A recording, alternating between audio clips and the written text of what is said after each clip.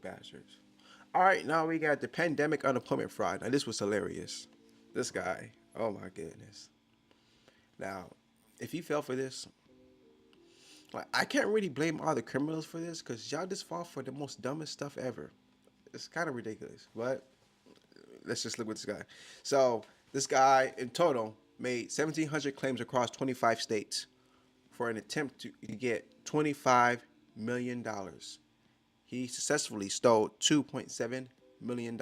He got paid. He made 3,000 false tax return. He was between 2018 and 2020. He was busy. A 7.5 attempt did and 30K received in the tax returns. He tried to claim a lot, and he got 30K. It's still good profit. Good profit. It's EIDL fraud. 38 fraudulent loan applications were flagged as fraud. Only 2,500 were dispersed. Now I took some notes here regarding this case. So let me get y'all a little screenshot. So again, this is the funny story. So with subsidential planning, this took advantage of a program designated. So he used a plan that was designated to help people who were really struggling in a international emergency. The 19. This defendant. This is a quote. So somebody from the attorney Gorman. I'm reading how he would say it.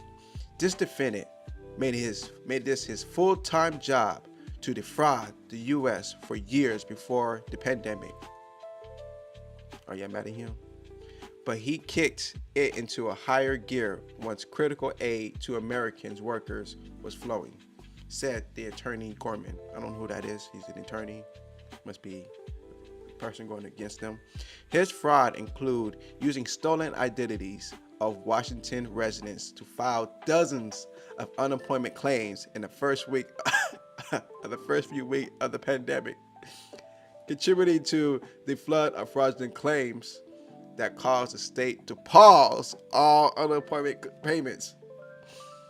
So because of his contributions to the unemployment claims, the state had to pause. So he was definitely working full time for OT. And in this way, his fraud harmed all Washingtons who desperately needed assistance at the onset of the pandemic. Yeah, that is crazy.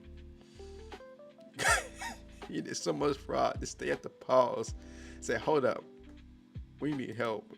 Okay, that is kind of bad. Yeah, so I was highlighting that too.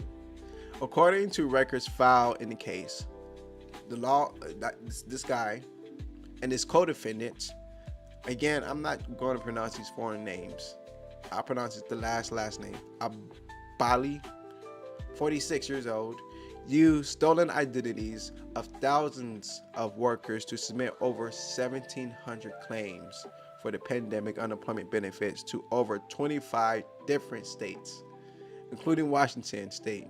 In total, the claims sought approximately $25 million, but the conspirators obtained approximately $2.7 million. Hey, man. Man, you could have did so much. Primarily from the pandemic unemployment benefits. Lawal, that guy, admitted that he personally submitted claims for $1.3 million. This guy was working.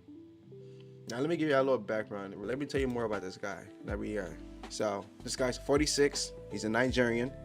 He's from Canada, but he was extradited to United States. He was extracted in July of 2024, sentenced in January 28th of 2025. His sentencing, hold for it, 54 months or 4.5 years in federal prison. His restitutions, now he has to pay back to all the victims, is $1.3 million. His conspirator, the person with the Ambali, was sentenced on March of 2024, sooner. Prison term is 42 months or 3.5 years in prison. Damn. Bruh. You're gonna come out a whole different man.